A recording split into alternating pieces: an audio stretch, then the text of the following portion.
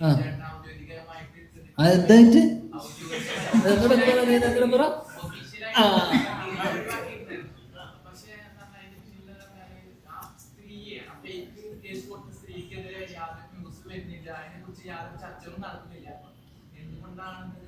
അതെങ്ങനെയാ എനിക്കറിയാം.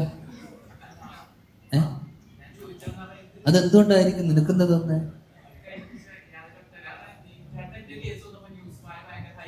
ആ അല്ല, അതിപ്പോ നിങ്ങളൊരു ചർച്ചയാക്കി കൂടെ? അത് നിങ്ങളൊക്കെ വീട്ടിൽ നിൽക്കുമ്പോൾ നിങ്ങളൊരു ചർച്ചയാക്കി കഴിഞ്ഞാൽ ഇതൊക്കെ നിങ്ങൾ പ്രതികരിച്ചു കഴിഞ്ഞാൽ ഇതൊക്കെ പിന്നെയും അവർക്കെതിരെയൊക്കെ വരും ഇല്ലേ? ഞാൻ ചോദിക്കുന്ന വെച്ചാ ചേട്ടൻ അവർക്കെതിരെ കേസ് കൊടുത്തു? ആ ആ ആ അല്ല, അതിപ്പോ എന്തായാലും അത് എന്റെ ഇപ്പൊ നിവിന്റെ ഇതായതുകൊണ്ട് തന്നെ കുറച്ച് സമയം എടുത്തല്ലോ, ഗ്യാപ്പ് വന്നല്ലോ. അതിന് ശേഷമല്ലേ ഇപ്പം ക്ലീൻ ചിറ്റ് കൊടുത്തത്, കുറച്ച് കഴിഞ്ഞിട്ടല്ലേ. അപ്പൊ എനിക്കൊന്നും അവർക്കെതിരെ തീർച്ചയായിട്ടും ഒരു കൗണ്ടർ ഒരു ചെയ്തിട്ടുണ്ടാവുമല്ലോ. അപ്പോ എനിക്ക് അതിനെപ്പറ്റി അറിയില്ല. ഒന്ന് സ്വാഭാവികമായിട്ടും ഇങ്ങനെ ഒരു സംഭവം, ഒരു ഫേക്ക് ആയിട്ടുള്ള ലിഗേഷൻ പറയുമ്പോൾ നമ്മൾ സ്വാഭാവികമായിട്ടും കൗണ്ടർ അല്ലെങ്കിൽ അവർക്കെതിരെ കേസ് കൊടുക്കേണ്ടതാണ്. അത് പുള്ളി അത് കൊടുത്തിട്ടുണ്ടോ അല്ലെങ്കിൽ എന്താണ് അതിന്റെ സ്റ്റേറ്റസ് എന്ന് എനിക്കൊരു ഐഡിയ ഇല്ല. എന്തെങ്കിലും ഉണ്ടെങ്കിൽ നിങ്ങൾ പറഞ്ഞു അറിയുമ്പോ. എനിക്കറിയില്ല. ഞാൻ ഈ വിഷയത്തിനെ കുറിച്ച് ഈ സമയത്ത് ഞാൻ സംസാരിച്ചിട്ടില്ല. ഈ സംഭവം ഉണ്ടായപ്പോൾ ഞാൻ പുള്ളിയുടെ അടുത്ത് ഞങ്ങൾ സംസാരിച്ചിട്ടില്ല. അല്ല, അത് പുള്ളിയുടെ അടുത്ത് ചോദിക്കണം. പുള്ളി നിങ്ങൾ അടുത്ത ഏതെങ്കിലും ഒരു പ്രസ് മീറ്റ് ഒക്കെ വരുമ്പോൾ നിങ്ങൾ ഡയറക്റ്റ് പുള്ളിയുടെ അടുത്ത് തന്നെ ചോദിക്കുന്നതായിരിക്കും. എനിക്ക് അതിനെ കുറിച്ച് അറിയില്ല.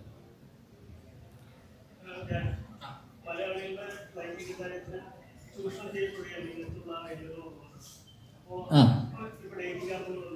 ആ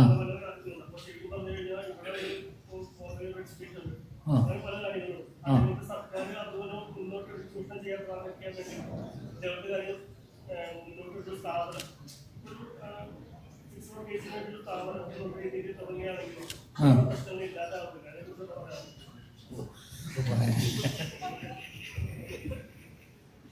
രണ്ടെന്ത് തോന്നുന്നേ?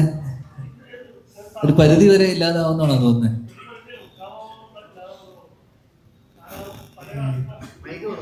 ആയിക്കോട്ടെ.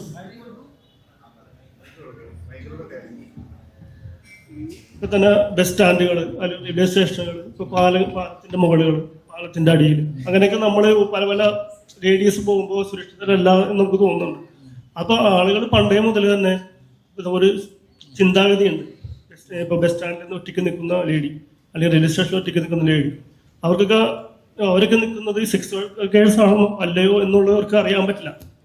ശരിക്കും പറഞ്ഞ സ്ഥാപനങ്ങൾ ഉണ്ടെങ്കിൽ ഇത് കുറയൂല്ലേ എന്നാണ് ഞാൻ ചോദിക്കുന്നത്. കുറയില്ലേ? അത് ഭയങ്കര ഹൈപ്പോത്തറ്റിക്കൽ ആയിട്ടുള്ള ഒരു സാധനമല്ലേ. കുറയോ കൂടുവോ ഒന്നും നമുക്ക് പറയാൻ പറ്റില്ല. ഒന്ന് നമ്മുടെ നിയമവ്യവസ്ഥയിൽ അങ്ങനെ ഒരു സാധനം ഇത്തരത്തിൽ അലോ ചെയ്യുന്നില്ലല്ലോ. ഒന്ന് ഇപ്പൊ റെഡ് സ്ട്രീറ്റ് പോലും അത് ലീഗലായിട്ട് ഫംഗ്ഷൻ ചെയ്യുന്ന ഓപ്പറേഷൻ ആയിട്ടില്ല. ഇപ്പൊ കൊൽക്കത്തയിലുണ്ട് ഇതേ സെയിം സാധനം. എന്തായിരുന്നു കമച്ചി എന്ന സാധനം അല്ലെ, റെഡ് സ്ട്രീറ്റ് ഉണ്ട്. അപ്പൊ ഞാൻ പറഞ്ഞ ചില രാജ്യങ്ങളിൽ ഇപ്പം ആംസ്റ്റർഡാമിൽ ലീഗലാണ്, സെക്സ് ടൂറിസം ഉണ്ട് അവിടെ, തായ്ലൻഡിൽ സെക്സ് ടൂറിസം ഉണ്ട്. ചില രാജ്യങ്ങളിൽ അതുണ്ട്, അവരതിനെ പ്രൊമോട്ട് ചെയ്യുന്നുണ്ട്. നമ്മുടെ രാജ്യത്തിന്റെ നിയമവ്യവസ്ഥയിൽ അങ്ങനെ ഒരു സാധനം അത് മോറൽ ആയിട്ടാണ് കാണുന്നത്. അപ്പോൾ ഇത് കുറയോ അല്ലെങ്കിൽ ഇതൊരു ഡിസ്കഷൻ ആക്കി വെച്ചിട്ട് നമ്മൾ ഇടക്കാലത്ത് മറ്റേ കഞ്ചാവ് ലീഗലൈസ് ചെയ്യണം, കഞ്ചാവ് ഏകദേശം 40ഓളം രാജ്യങ്ങളിൽ ലീഗലൈസ് ചെയ്ത് റിക്രിയേഷൻ ഡ്രഗ് ആയിട്ട് കാണുന്നത്. അതിന് ഡിപ്രഷൻ അടക്കം പ്രിസ്ക്രിപ്ഷൻ അല്ലെങ്കിൽ പ്രിസ്ക്രിപ്ഷൻ ഉണ്ടെങ്കിൽ മരുന്നായിട്ട് പോലും സജസ്റ്റ് ചെയ്തിരുന്നത് ഗഞ്ച.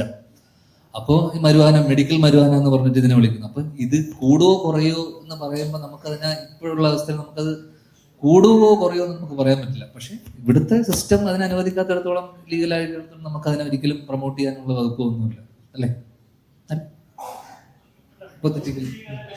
ഏതാ? കൂടുതൽ വീഡിയോസിനായി B4 Blaze ഫോളോ ചെയ്യൂ, സബ്സ്ക്രൈബ് ചെയ്യൂ.